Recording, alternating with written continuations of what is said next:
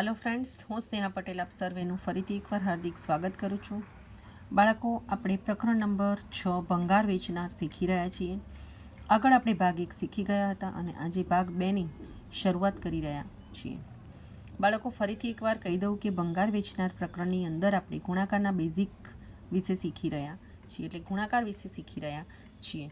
તો તમારે હવેથી 1 થી 20 સુધીના ઘડિયા એકદમ કડકડાટ મોઢેથી આવડે એ રીતે ઊંઘમાંથી ઉઠીને પૂછીએ કે 19 છંગ કેટલા થાય, 18 સિક્કા કેટલા થાય, ત્યારે તમને પાક્કું આવડતું હોય એ રીતે ઘડિયા તમારે મોઢે કરી દેવાના છે। અને આ માટેનો વિડીયો હું ગ્રુપમાં મૂકીશ, એ ચોક્કસથી તમારે જોઈ લેવાનો છે અને શીખી લેવાનો છે, બરાબર। તો હવે આજે આપણે ગણિત ગમતના પેજ નંબર 62 પરથી આગળ શરૂઆત કરીએ। લોકો અમારા કામ માટે આપણે આગળ શીખ્યા હતા બાળકો કે કિરણ નામની એક સ્ત્રીને ભંગારની દુકાન હતી અને તે સાસરે જાય છે ત્યારે ચાની દુકાન હોય છે તેના પતિને, અને ચાની દુકાનની અંદરથી એક કપ ચાના સપોઝ 5 રૂપિયા, તો એક દિવસમાં 30 કમાય તો મહિનામાં કેટલું કમાય, 10 દિવસમાં કેટલું કમાય, એ રીતે આપણે ગુણાકારની ગણતરી દ્વારા જવાબ મેળવતા શીખ્યા હતા। હવે આગળ બાળકો આપણે આજે શીખવાની શરૂઆત કરીએ। લોકો અમારા કામ માટે અમારા પર હસતાને ચીડવતા હતા, તેઓ તેને ગંદુ કામ કે ગંદો વેપાર કહેતા હતા। ભંગારની દુકાન હોવાના લીધે લોકો કિરણ ઉપર હસતા અને ગંદો વેપાર એવું કહેતા હતા, પરંતુ તે એવું વિચારતી નહોતી। હું જાણતી હતી કે અમારો આ વિચાર કામ કરશે।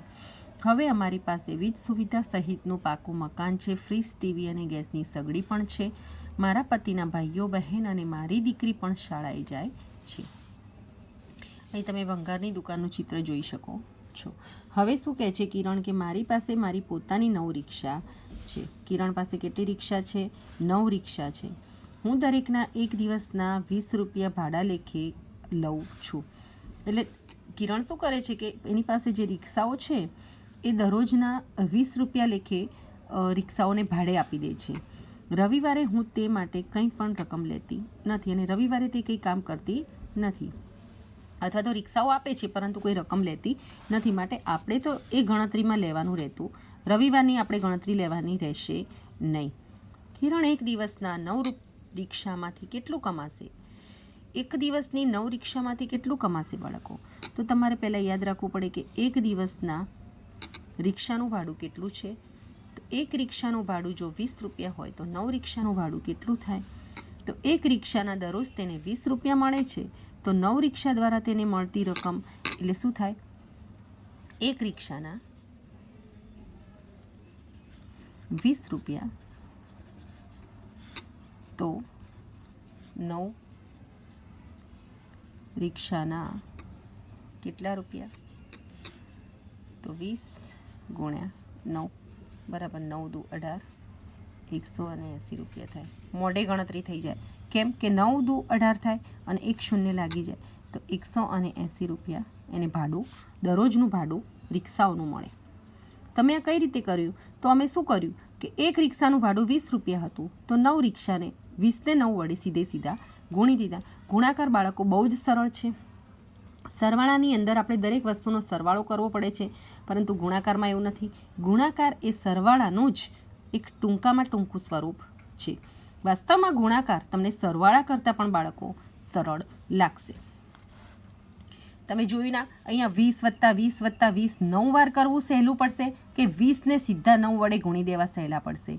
તો તેનો ફરક તમે અહીંયા બાળકો જોઈ શકો છો। અરે જુઓ, હું આ રીતે કરીશ। 9 વખત 2 એટલે 18 થયા। મેં તમને કહ્યું કે 9 વખત 2 એટલે 18, 9 દુ 18 થયા, અને આપણે શું કર્યું? 20નું આ જે 1 શૂન્ય હતી સીધી જવાબ ઉપર લગાવી દીધી, તો એક ગણતરી આ રીતે થાય। બીજી ગણતરી કઈ રીતે થાય બાળકો? તો 9 રિક્ષા હતી એની જગ્યાએ આપણે પહેલાં 10 રિક્ષાનું સીધું ગણી લેવાનું કે એક રિક્ષાના 10 રૂપિયા તો 20 રિક્ષાના સીધા મોઢે આપણે 200 રૂપિયા થઈ જાય, 1 શૂન્ય લાગી જાય।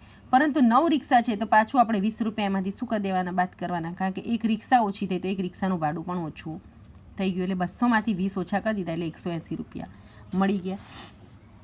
આ માટે અન્ય રસ્તા પણ વિચારો, બરાબર। તમે આના સિવાય પણ કઈ રીતે શોધી શકો છો? તો બાળકો વાસ્તવમાં 3 ઓપ્શન આપણે શીખી ગયા છીએ। કિરણ એક રિક્ષામાંથી એક અઠવાડિયામાં કેટલું કમાય છે? એક રિક્ષામાંથી એક અઠવાડિયામાં કેટલું કમાય છે? તો હવે એક રિક્ષાનું ભાડું કેટલું હતું? એક રિક્ષાનું ભાડું કેટલું છે? 20 રૂપિયા. તો એક જ રિક્ષાની વાત છે, પણ અઠવાડિયાની વાત આવી તો એક દિવસનું ગણો કે એક રિક્ષાનું ગણો. એક રિક્ષાનું એક દિવસનું ભાડું 20 રૂપિયા, તો 7 દિવસનું તો શું થશે? 7 ગુણ્યા 20, 7 દો સીધા 14 અને 1 શૂન્ય લાગી જાય, 140 રૂપિયા શું થાય? એક રિક્ષામાંથી કમાય. 140 રૂપિયા એક રિક્ષામાંથી કમાય. તો આવો પ્રશ્ન પૂછાય કે જો એક રિક્ષામાંથી 140 રૂપિયા કમાય, સોરી બાળકો, આપણે અહીંયા એક અઠવાડિયાના લીધે આપણે 7 દિવસ તો ગણ્યા, બરાબર બરાબર છે, આપણી ગણતરી બરાબર જ છે, કારણ કે કિરણ એક રિક્ષામાંથી એક અઠવાડિયામાં લખ્યું છે તો આપણે એક અઠવાડિયાના 7 દિવસ લખીએ. આ ગણતરી આપણી એકદમ સાચી છે. પરંતુ જો એવું લખ્યું હોય કે કિરણ એક રિક્ષામાંથી એક અઠવાડિયામાં કેટલું કમાય છે, પછી લખ્યું હોય અહીંયા પહેલાં એવું લખ્યું હોય કે જો કિરણ રવિવારે રિક્ષાનું ભાડું લેતી નથી તો એક અઠવાડિયામાં કેટલું કમાય, એવું લખ્યું હોય તો બાળકો પાછું આપણે શું કરવું પડે? અહીંયા લખવું પડે કે જો રવિવારનું ભાડું, કારણ કે આનો ઉલ્લેખ બાળકો આપણે આગળ જોયો, એવું કરેલો છે ઉલ્લેખ કે રવિવારે ભાડું લેતી નથી. તો જો રવિવારનું ભાડું ન લેતો તો શું થાય? તો અઠવાડિયાની આ ગણતરીમાંથી પાછા એક દિવસનું ભાડું આપણે 140 રૂપિયા હતું તો 20 રૂપિયા પાછું શું કરી દેવું પડશે બાદ, એટલે 120 રૂપિયા થઈ જાય.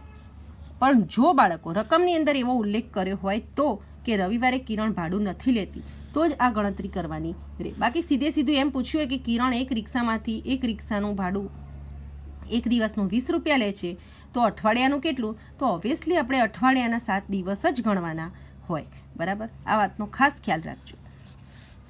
અહીંયા મૌખિક ગણતરી કરીને જ જવાબો પૂરી દેવાના છે. તો 2 છંગ કેટલા થાય? તો 12 થાય.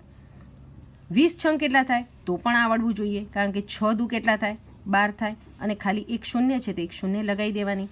અહીંયા પણ 6 દુ 12, એક શૂન્ય લગાવી દેવાની.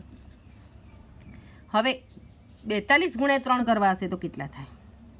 તો તેની ગણતરી આપણે કરવી પડે. અને જો મોઢે કરવી હોય તો આ રીતે થાય, મોઢે નહીં નોટની અંદર કરવી હોય તો આ રીતે થાય. 42 ગુણ્યા 3, 3 દુ 6 અને 4 તરી 12. અને મોઢે કરવી હોય તો કઈ રીતે થાય?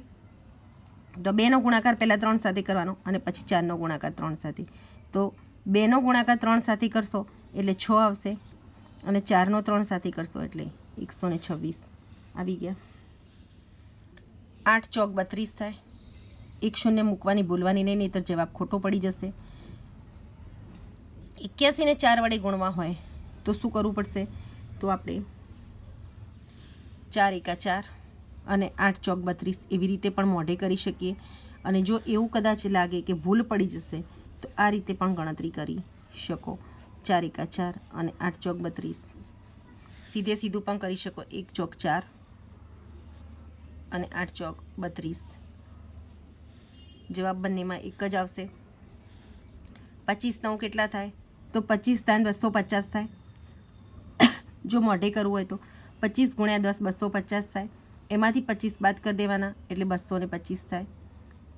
જો એવું ન કરવું હોય તો 9 પંચા 45 નો 5 વધી પડી 4, 9 દુ 18 અને વધી ઉમેરવાની 19 20 21 ને 22 આવી રીતે પણ થાય, બરાબર. અને આવી રીતે ન કરવું હોય, મોઢે કરવાનું રિસ્ક ન લેવું હોય તો સીધી ગણતરી કરી શકો. 25 ગુણ્યા 9, 9 પંચા 45 નો 5 વધી પડી 4, 9 દુ 18, 19 20 21 અને 22 જવાબ બધી જ રીતે એક જ સરખો મળશે. જો 9 કે એવી રકમ આપી હોય તો સીધું શું કરવાનું? 10 વડે પહેલાં ગુણીને એટલી રકમ એકવાર બાદ કરી દેવાની. એ સૌથી સરળ પડશે તમને.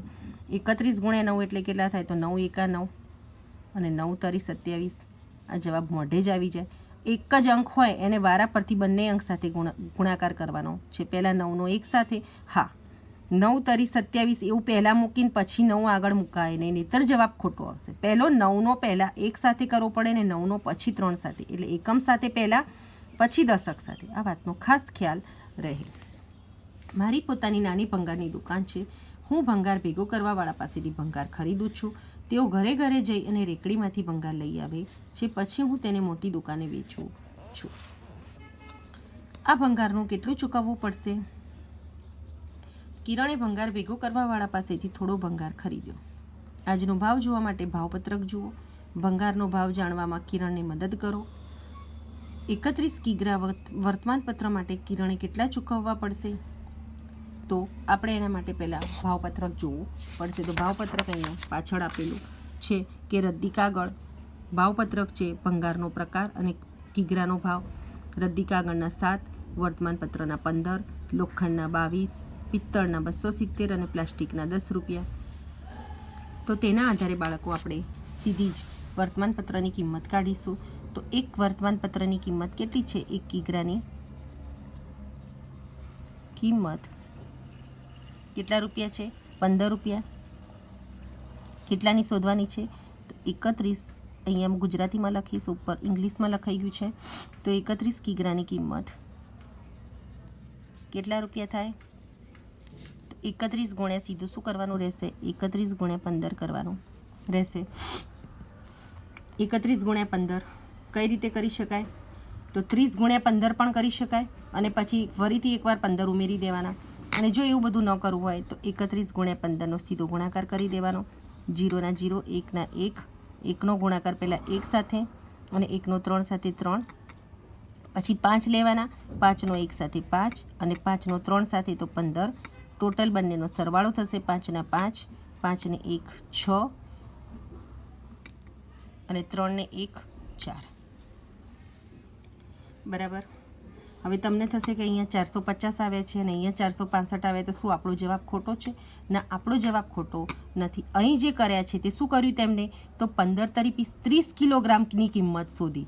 15 તરી 45 અને 1 શૂન્ય મૂકી સીધું પડે તો 450 આવે. હજી આપણે 1 કિગ્રા બાકી રહ્યું કે નહીં? 30 કિલોગ્રામની શોધી તો 1 બાકી રહ્યું, તો એ 450માં પાછા ઉમેરવા પડશે અહીંયા. તો 450 વત્તા 1 કિલોગ્રામનો ભાવ ઉમેરવો પડશે 15 રૂપિયા. તો થઈ ગયો 465 રૂપિયા. તો બંનેનો જવાબ એક જ આવશે. આ 31 કિલોગ્રામ વર્તમાનપત્રની કિંમત છે. 42 કિલોગ્રામ વર્તમાનપત્ર માટે કિરણે કેટલા ચૂકવવા પડશે? અને આના ભાવ પણ શોધો.